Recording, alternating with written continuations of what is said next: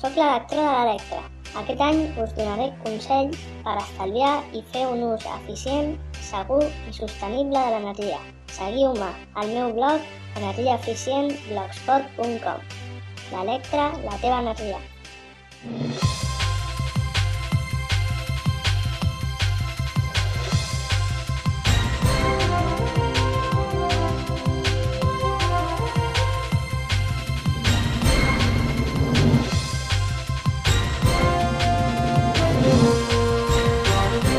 Hola, bona nit i benvinguts a la redacció Vallès Oriental d'aquest dijous. Presentem els titulars del nostre informatiu i comencem tot seguit. Un conseller, un director general, la presidenta d'un consorci públic i el portaveu del principal grup parlamentari. 4 alts càrrecs del Vallès Oriental dins de l'organigrama de la nova Generalitat. Repassem noms i funcions. D'altra banda, Mollet dona suport a Montserrat Tura com a possible alcaldessa de Barcelona. La presidenta de la delegació vallesana de la Cambra de Comerç, Rosa Maria Lleal, fa mostra de confiança en el futur en una entrevista a Canal Català Vallès Oriental.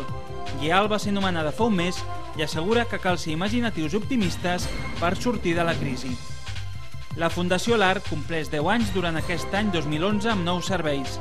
L'entitat va néixer per resoldre el dia de demà de les famílies amb malalts mentals, però ha desenvolupat tot un seguit d'accions per millorar la integració i l'autonomia d'aquestes persones.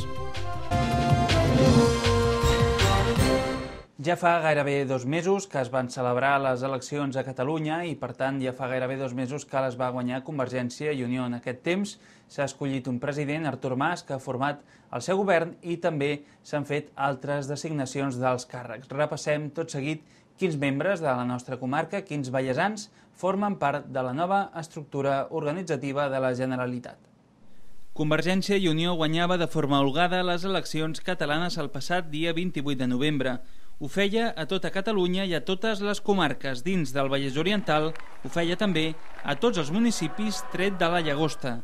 En aquest temps alguns polítics de la nostra comarca han agafat noves responsabilitats. El primer va ser Jordi Turull, en aquest cas fora del govern, però com a portaveu del grup parlamentari. Turull és l'encarregat de buscar consensos en la Cambra catalana i que les propostes convergents surtin endavant amb el màxim suport possible. Un dels homes forts de Convergència, Felip Puig, resident a Vallromanes, encapçala la Conselleria d'Interior en substitució de Joan Saura. Puig haurà de flexibilitzar la limitació de velocitat als accessos de Barcelona i encarregar-se de les polítiques de seguretat. S'havia rumorejat la seva sortida de la primera línia política, però Felip Puig es mantindrà en una conselleria molt mediàtica. El tercer diputat electe del Vallès Oriental, el saloní Jordi Cuminal, ha estat designat director general de comunicació.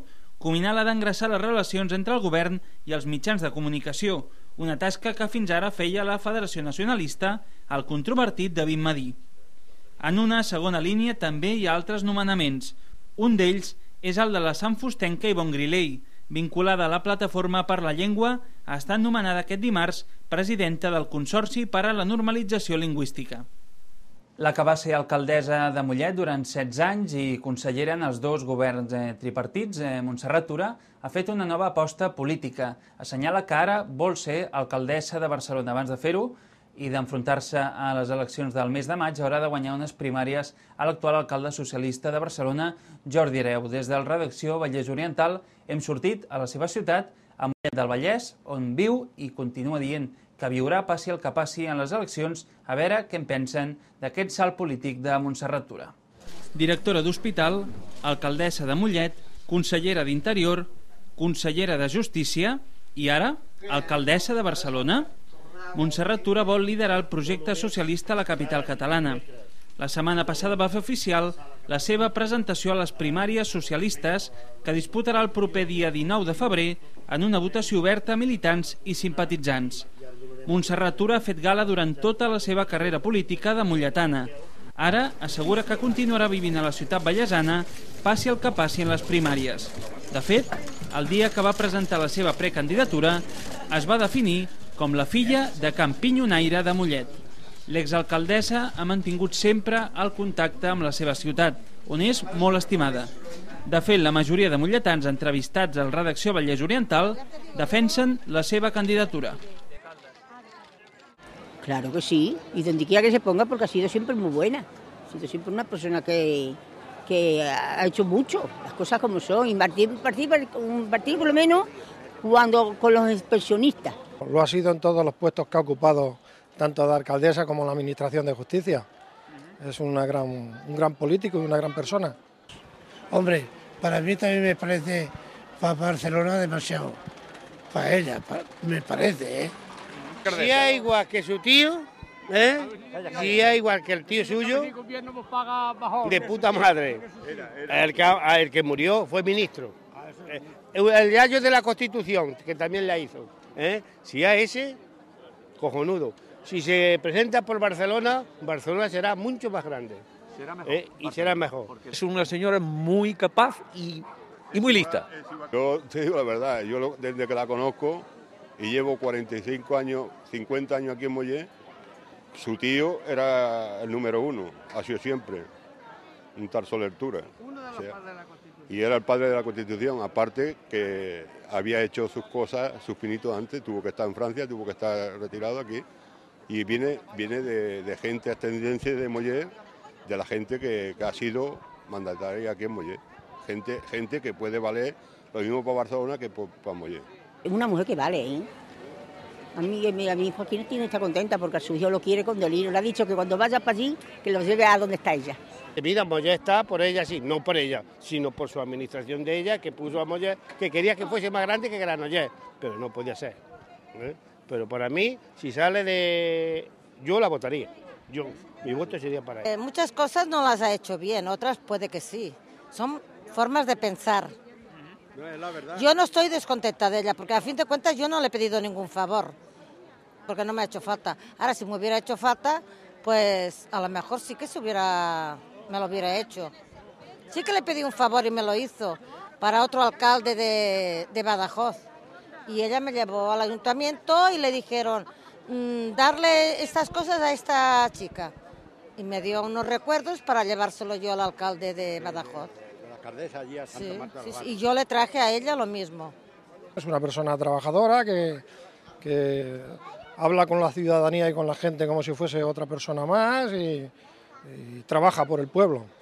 Y la ves por aquí, ha sido ministra de Justicia, conseller, y sin embargo por aquí se paseaba sola con su cestito, y sin embargo hay otros que tienen que ir encañonados.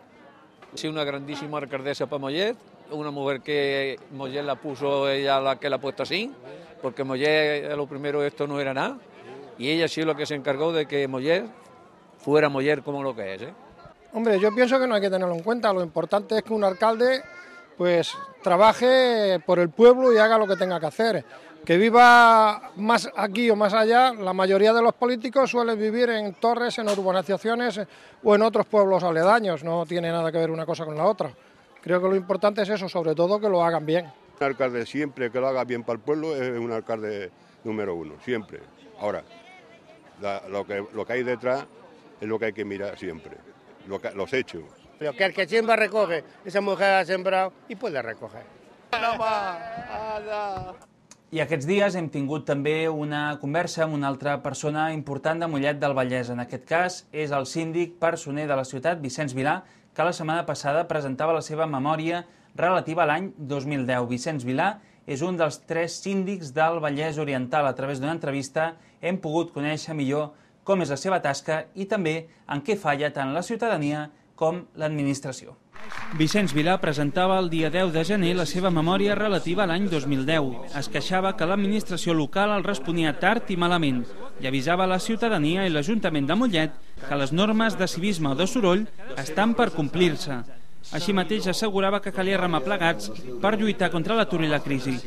Aquesta setmana Vilà ha concedit una entrevista a Canal Català Vallès Oriental, ha explicat la seva tasca i ha analitzat l'estat de la ciutat de Mollet. Jo et diria que Mollet és una ciutat molt solidària, d'entrada. A vegades no apliquem aquesta solidaritat amb tota la seva amplitud i amb totes les seves possibilitats. Ens mirem més a fora que no pas a dintre de la ciutat mateix. Tenim problemes de convivència, lògicament, com a tot arreu, hi ha el problema de convivència dels sorolls, hi ha el problema encara que no vulguis, sempre hi ha veïns a les escales que no entenen els comportaments i, bueno, mica en mica s'han d'anar formant, no? I amb això hi pot ajudar, els veïns hi poden ajudar. Un dels aspectes que vaig veure immediatament és que tenim el torrent, que si ens ve una riuada patirem tot aquell barri, perquè s'ha de fer una neteja, hi ha molt fullam, hi ha pedres de les voreres del torrent que han caigut al mig del regueró. Tot això obstaculitzarà, lògicament, el pas de l'aigua, i això ho haig de dir. Però, fixa't, les queixes no són tant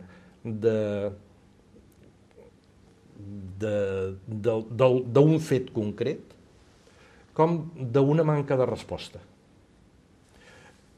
És a dir, si l'administració tingués la visió de donar al ciutadà una resposta, sigui positiva o negativa, a allò que està preguntant o a allò que està dient, guanyaríem molt.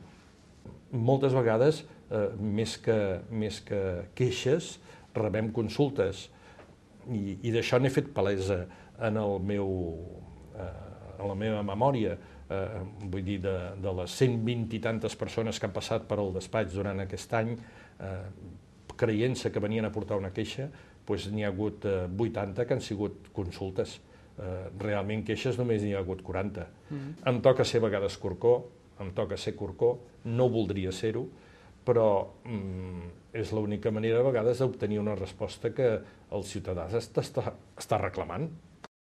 I també hem parlat aquesta setmana amb la nova presidenta de la delegació de la Cambra de Comerç a la nostra comarca, el Vallès Oriental. És Rosa Maria Lleal, que va ser nomenada el dia 24 de desembre. Lleal ha dit a través d'una entrevista que els empresaris no es poden permetre en aquest moment el desànim i ha assenyalat que el Vallès Oriental té present i té futur. Veiem el més destacat d'aquesta entrevista tot seguit.